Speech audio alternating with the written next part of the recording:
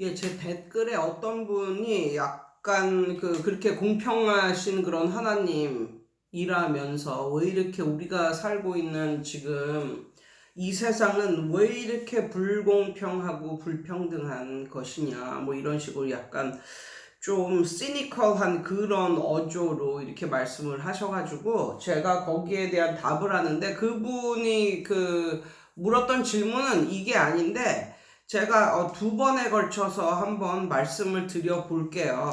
이게 제가 퇴촌영어라는 제 블로그에 몇 년 전에 올렸던 글이 있거든요. 그거에 그 글을 토대로 한번 말씀을 해 보겠습니다. 제목이 성경의 난자에 답하다. 그리고 이 말씀을 하신 분이 내수동교회의 박희천 목사님이라고, 그때 이거를 듣고 이 영상을 보고 제가 막 받아 적고 이랬거든요. 그러면서 나의 궁금증이 정말 풀렸구나, 뭐 이런 식으로 생각을 했었어요. 그래서 이제 블로그에도 올려놓은 건데 이게 몇 년 전이거든요.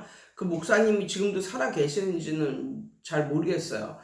아무튼 그때 그 영상을 보고 많이 깨달음 뭐 이런 것을 얻었거든요. 그 목사님의 주제가 이거였습니다. 뭐냐면, 왜 예수 잘 믿고 그러는데도 가난하게 사는 사람들이 있을까? 예수를 전혀 안 믿고 이러는데도 그냥 돈도 싱싱 잘 벌고 완전 남들 보기에 너무 부유하고 이렇게 사는 사람들이 있는 반면에, 그 사람들이 예수를 모르는데도 이렇게 사는데, 예수를 잘 믿고 막 뭐 봉사도 열심히 하고 막 그러는데도 교회 헌금도 잘 내고 예수님을 정말 잘 믿고 이러는데도 불구하고 왜 그렇게 못 사는 그런 사람들이 있는 이유는 무엇인가? 그거에 대해서 이 목사님이 설명을 해 주셨어요. 그래서 제가 제 그 블로그에 올렸는데, 역시 이렇게 기록으로 남기니까 나중에 제가 쓴 글을 읽고 또 다시 한번 리마인드가 되는 그런 좋은 경험이 있더라고요.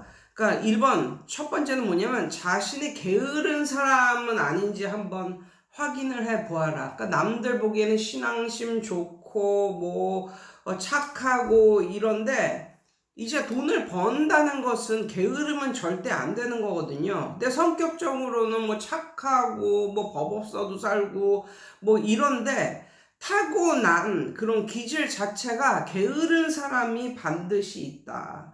그런데 선천적으로 게으른 사람들은 성경에서는 게으른 사람들을 악하다고 말을 하거든요.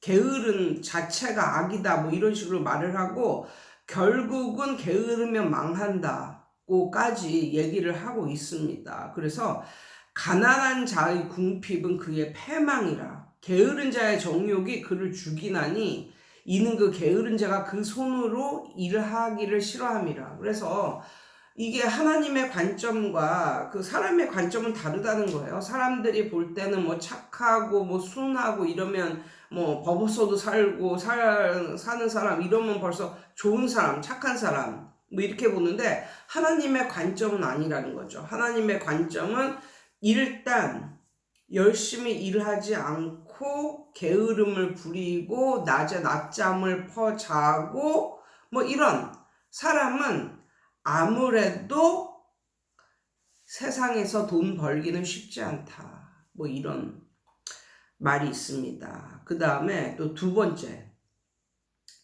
그 사람이, 그러니까 성경에도 이런 말이 있습니다. 연락을 좋아하는 자는 가난하게 되고 술과 기름을 좋아하는 자는 부하게 되지 못하니라.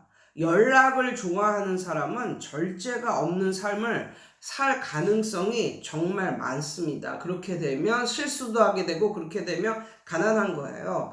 그러니까 잠깐 놀거나 그런 건 좋은데, 이거는 일보다 연락을 더 좋아한다. 즐거움을 훨씬 더 좋아한다. 이렇게 되면 결국은 세상에서 부하게 살 수가 없는 거죠.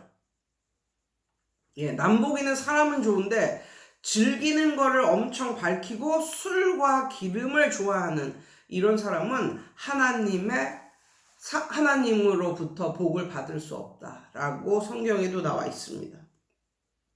세 번째, 성경에선 지혜 있는 자가 부자가 된다라고 말을 하고 있습니다.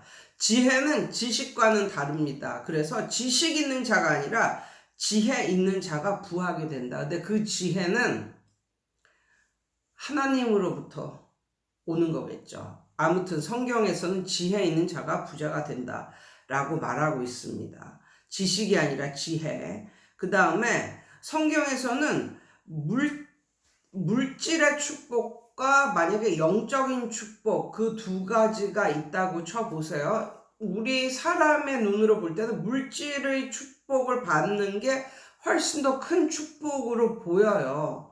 그런데 성경에서는 물질적인 축복보다 훨씬 더 큰 축복은 영적인 축복이라고 말을 하고 있습니다.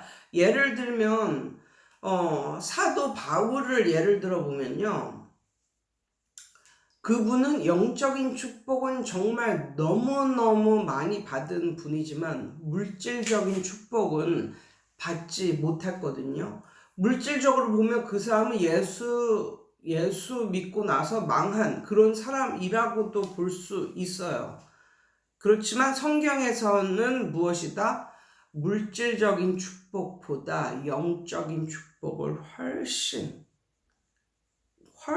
가치 있는 축복이고 대단한 축복이다 라고 말을 하고 있습니다. 하나님의 관점에서 볼 때는 물질적인 축복보다 영적인 축복, 이런 하나님과의 교류 뭐 이런 거, 그런 것을 더 큰 축복이라고 보고 있습니다. 그런데 영적인 축복은 어디 티가 나는 게 아니잖아요. 물질적인 축복은 하다못해 이 사람이 뭐 아파트 뭐 20평짜리에서 한 40평짜리로 갔어. 이것만 봐도 엄청나게 큰 차이고, 중형차에서 뭐 대형 세단 뭐 이런 거를 바꿨어. 그러면 그게 벌써 눈에 확 띈단 말이야. 그럼 뭐, 저 사람 축복받았구나 뭐 이런 식으로 생각을 하지만 그게 아니라는 거죠. 그러니까 여기서 중요한 건 물질적인 축복은 눈에 드러나지만, 사람들의 눈에 띄지만, 영적인 축복은 하나님과 나 사이에 있기 때문에 누가 알 수 있는 게 아니다. 그리고 두 번째, 하나님의 관점에서는 물질적인 축복보다 영적인 축복이 훨씬 더 큰 축복이다 라고 말씀을 드리고 있고, 또 물질은 많이 없어도 양적으로나 질적으로 충만한 기쁨 속에서 살아가는 사람들이 있어요. 여러분은 전두환 일가가 좋아 보이십니까? 그렇게 살고 싶어요? 그렇게 그냥 돈을 이렇게 보니까 뭐 집에 막 돈을 밑에서부터 위까지 한 방에 돈이 있다고 그랬나? 아니면 금괴가 밑에서부터 끝까지 이렇게 있는 그런 방이 있다고 하던데, 아무튼 전두환 일가가 좋아 보이십니까?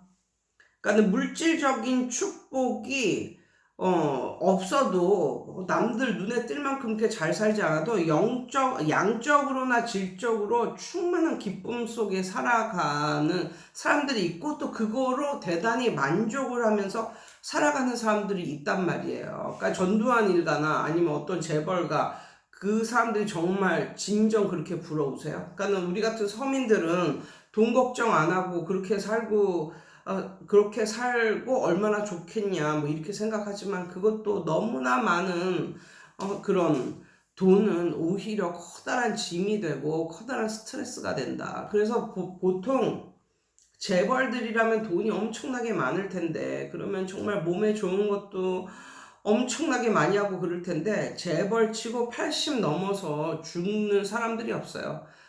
그 삼성과 이건희 그 회장도 70대에 죽었거든요. 예, 아무튼 물질도 정도껏 있어야지. 엄청나게 많이 있으면 그것이 나중에는 스트레스로 다가오는 그런 것들이 굉장히 많다. 그리고 어떤 충만한 기쁨 속에 살아가는 것이 훨씬 좋다. 예를 들면 젖먹이 어린아이를 한번 생각을 해봅시다. 내가 젖먹이 어린아이인데 그 젖먹이 어린아이에게 100평, 100평 아파트에서 엄마도 없이 그냥 유모 손에서 그렇게 자라나는 그 어린아이가 있다고 쳐봐요. 그 어린아이가 더 행복해 하겠어요? 아니면은 초가 삼간이라도 엄마의 품속에서 엄마의 젖을 먹으며 항상 엄마와 함께 엄마의 사랑을 듬뿍 받고 자라는 그러한 아이가 더 행복할까요? 예, 후자라는 거죠. 후자. 행복에 대해서 얘기를 하자면 그 젖먹이 어린 아이에게는 100평 아파트가 소용이 없다는 거예요. 엄마와 함께 있는 게 최고라는 거죠. 예, 요런 말씀을 드릴 수도 있고, 또 마지막으로 물질의 부요함이 그 사람의 발목을 잡는다. 물질의 부요함이 그 사람의 발목을 잡을 수